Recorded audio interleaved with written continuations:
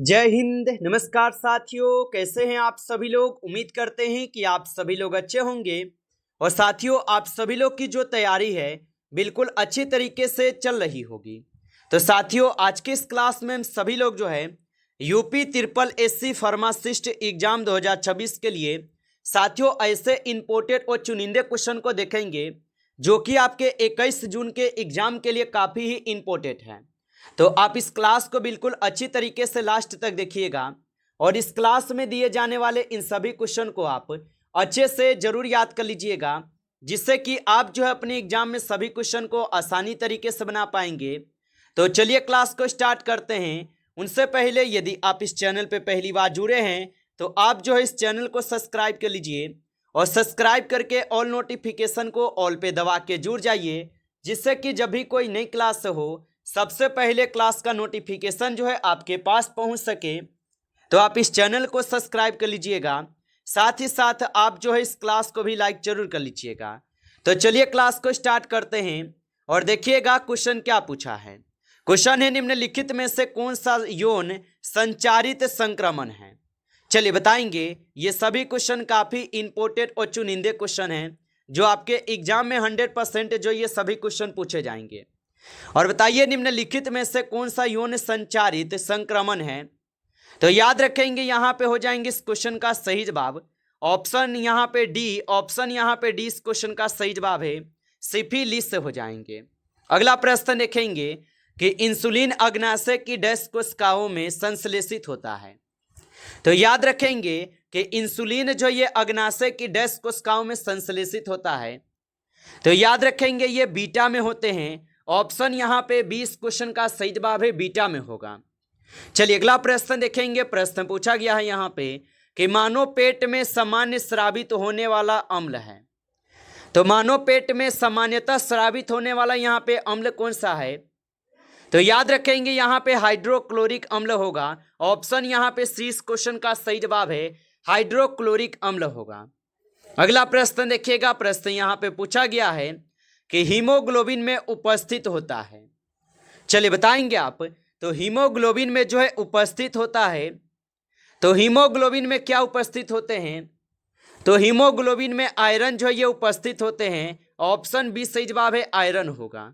चलिए अगला प्रश्न देखिएगा। प्रश्न है कि जब उच्च रक्तचाप के कारण अज्ञात होते हैं तो इसे कहा जाता है। तो जब उच्च रक्तचाप के कारण अज्ञात होते हैं तो इसे क्या कहा जाता है। तो याद रखेंगे इसे कहते हैं प्राथमिक उच्च रक्तचाप। ऑप्शन ए यहाँ पे सही जवाब है, प्राथमिक उच्च रक्तचाप होगा। चलिए अगला प्रश्न देखेंगे। प्रश्न है कि जीवन शैली जिसमें हृदय धमनी रोग विकसित होने का अधिक यहाँ पे जोखिम है वह है। चलिए बताएंगे आप। तो जीवन शैली जिसमें हृदय धमनी रोग विकसित होने का अधिक जोखिम है वह कौन सा होगा। तो याद रखेंगे यहाँ पे हो जाएंगे आपके आसीन जीवन शैली। ऑप्शन आपका बी सही जवाब है, आसीन जीवन शैली होगा। अगला प्रश्न यहाँ पे है कि कौन सी एंटीबॉडी प्लेसेंटा को पार करती है। चलिए बताएंगे। तो कौन सी एंटीबॉडी प्लेसेंटा को यहाँ पे पार करती है। तो यहाँ पे हो जाएंगे IgG। ऑप्शन यहाँ पे 20 क्वेश्चन का सही जवाब है। अगला प्रश्न देखेंगे। प्रश्न पूछा गया है आपसे कि गैस्ट्रिक ग्रंथियां किसकी भित्ति में मौजूद होती है। तो गैस्ट्रिक ग्रंथियां किसकी भित्ति में मौजूद होती है। तो ये मौजूद होती है आपके उदर ग्रंथियां में। ऑप्शन यहाँ पे 20 सही जवाब है। चलिए अगला प्रश्न देखेंगे। प्रश्न पूछा गया है कि टाइलिन डैश में मौजूद है। चलिए बताएंगे। तो टाइलिन जो ये किस में मौजूद हो जाएगा। तो टाइलिन जो होगा ये लार में हो जाएंगे मौजूद। ऑप्शन ए सही जवाब है। चलिए अगला प्रश्न देखेंगे। प्रश्न है कि पीत किस में जो है संश्लेषित होता है। तो याद रखेंगे कि पीत जो ये किस में संश्लेषित होता है। तो याद रखेंगे पीत जो है ये संश्लेषित होते हैं जिगर में। ऑप्शन यहाँ पे बी सही जवाब है, जिगर में हो जाएंगे। चलिए अगला प्रश्न देखिएगा। प्रश्न पूछा गया है यहाँ पे। प्रश्न पूछा है कि जठर रस का निर्माण होता है। तो याद रखेंगे कि जठर रस का जो निर्माण है ये हो जाएंगे आपके अमाशय में। ऑप्शन यहाँ पे सी सही जवाब है, अमाशय में होगा। चलिए अगला प्रश्न देखेंगे कि भोजन रखने का आगार या थैली कहलाता है। तो याद रखेंगे भोजन रखने का अगार या थैली क्या कहलाता है? तो ये कहलाते हैं आपके उदर। ऑप्शन यहाँ पे बी सही जवाब है, उदर कहलाता है। अगला प्रश्न यहाँ पे दिया गया है, प्रश्न क्या है कि पेप्टिक अल्सर का यहाँ पे कारण को होता है। चलिए बताएंगे। तो पेप्टिक अल्सर का कारण क्या होता है? तो इसका कारण हो जाएंगे यहाँ पे क्या, तो 50 नंबर क्वेश्चन के सही जवाब ऑप्शन डी हो जाएंगे, याद रखेंगे। चलिए अगला प्रश्न देखेंगे। प्रश्न पूछा है कि काइन को कहते हैं। चलिए बताएंगे। और आप अभी तक इस क्लास को लाइक नहीं किए हैं तो आप इस क्लास को लाइक करेंगे। नए जुड़े हैं आप इस चैनल पे तो चैनल को सब्सक्राइब करके ऑल नोटिफिकेशन को ऑल पे दबा के जुड़ जाइए, जिससे कि जब भी कोई नई क्लास हो सबसे पहले क्लास का नोटिफिकेशन आपके पास पहुंच सके। तो आप इस चैनल को सब्सक्राइब जरूर कर लीजिएगा और बताइएगा कि काइम को कहते हैं। तो काइम को क्या कहते हैं? तो काइम को कहते हैं यहाँ पे उदर में भोजन। ऑप्शन यहाँ पे 20 क्वेश्चन का सही जवाब है। अगला प्रश्न देखिएगा। प्रश्न पूछा है कि एनाबोलिज्म का अर्थ है। तो याद रखेंगे एनाबोलिज्म का जो अर्थ होता है, इसका अर्थ होता है यहाँ पे एनर्जी का संग्रहण। ऑप्शन ए सही जवाब है, एनर्जी का संग्रहण होगा। चलिए अगला प्रश्न देखेंगे कि पेप्टिक अल्सर के लिए प्रमुख कारक जीव जो है कौन सा है? तो पेप्टिक अल्सर के लिए प्रमुख कारक जीव कौन सा होगा? तो यहां पे हो जाएंगे कौन? तो यहां पे इस क्वेश्चन का सही जवाब हेलिकोबैक्टर पाइलोरी होगा। ऑप्शन यहां पे सी कीजिएगा सही जवाब। चलिए अगला प्रश्न देखेंगे। प्रश्न पूछा है कि पाचन तंत्र में भोजन ग्रहण करने की प्रक्रिया को कहते हैं। तो पाचन तंत्र में भोजन ग्रहण करने की प्रक्रिया को क्या कहते हैं? तो इस प्रक्रिया को अंतग्रहण कहते हैं। ऑप्शन ए सही जवाब है, अंतग्रहण। अगला प्रश्न देखेंगे कि जठर ग्रंथि के कोशिकाओं जो जठर रस में पाए जाने वाले हाइड्रोक्लोरिक एसिड को स्रावित करती है, उन्हें क्या कहा जाता है? तो जठर ग्रंथि की कोशिकाएं जो जठर रस में पाए जाने वाले हाइड्रोक्लोरिक एसिड को स्रावित करती है, उन्हें क्या कहा जाता है? तो उन्हें कहते हैं भित्तीय सेल। ऑप्शन यहाँ पे डी सही जवाब है, भित्तीय सेल कहते हैं। अगला प्रश्न देखेंगे। निम्नलिखित में से कौन सा रोग कैंसर नहीं है? चलिए बताएंगे। तो निम्न में से कौन सा रोग कैंसर नहीं है? तो यहाँ पे इस क्वेश्चन का सही जवाब कौन सा हो जाएगा? तो ग्लूकोमा नहीं होगा। ऑप्शन ए सही जवाब है, ग्लूकोमा नहीं होगा। अगला प्रश्न देखेंगे। प्रश्न पूछा गया है कि कौन सी हार्मोनल बीमारी है? चलिए बताएंगे। तो कौन सी यहाँ पे हार्मोनल बीमारी हो जाएंगे? तो यहाँ पे हो जाएंगे घेंघा। ऑप्शन यहाँ पे बी कीजिएगा सही जवाब, घेंघा होगा।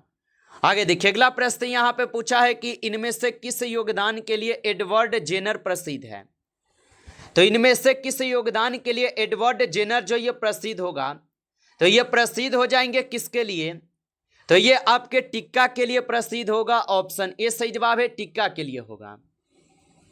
अगला प्रश्न देखिएगा कि डैश गर्भ निरोधक का अस्थायी तरीका है। चलिए बताएंगे आप।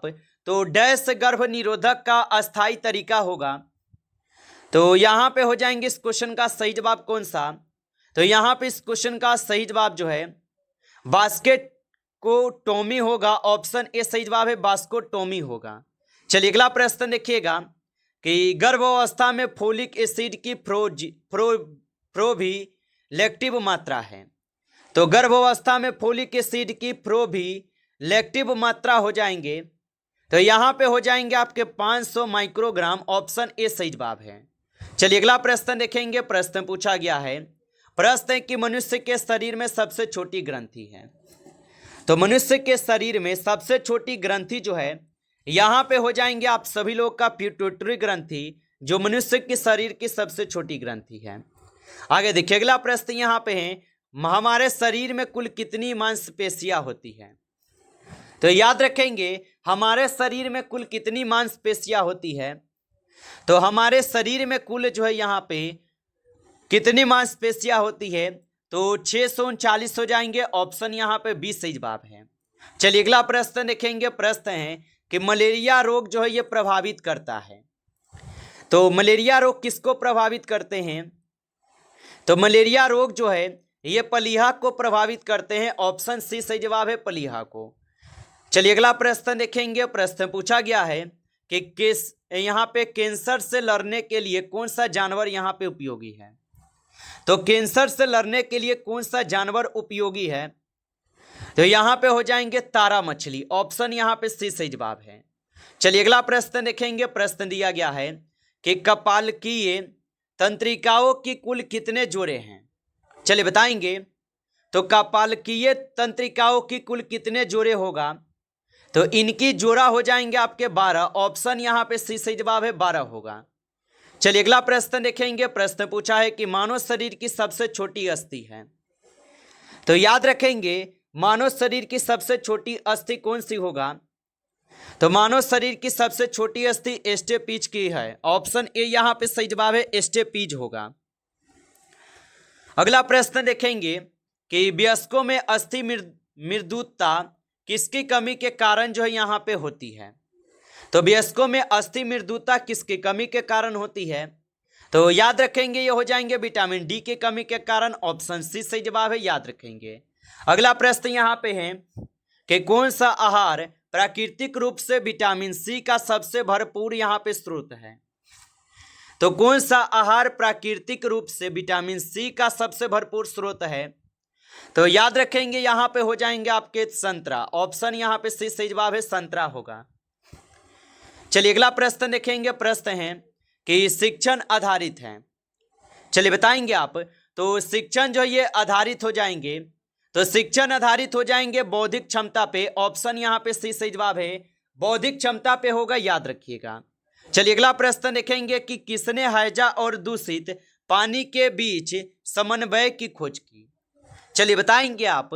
तो किसने हैजा और दूषित पानी के बीच समन्वय की खोज की, तो याद रखेंगे यहाँ पे जॉन सनो है। ऑप्शन डी सही जवाब है, जॉन सनो होगा। नमस्कार साथियों, इस क्लास में आपके टॉप 35 क्वेश्चन थे जो काफी इंपॉर्टेंट क्वेश्चन थे। साथियों यदि आपको क्लास अच्छा लगा हो तो आप इस क्लास को लाइक कर लीजिए। नए हैं चैनल पे तो चैनल को सब्सक्राइब करके ऑल नोटिफिकेशन को ऑल पे दबा के जुड़ जाइए, जिससे कि जब भी कोई नई क्लास हो सबसे पहले क्लास का नोटिफिकेशन जो है आपके पास पहुंच सके। तो आप इस चैनल को सब्सक्राइब जरूर कर लीजिएगा। चलिए फिर मिलते हैं आपसे एक नेक्स्ट टॉपिक के साथ नेक्स्ट क्लास में। तब तक के लिए जय हिंद, जय भारत।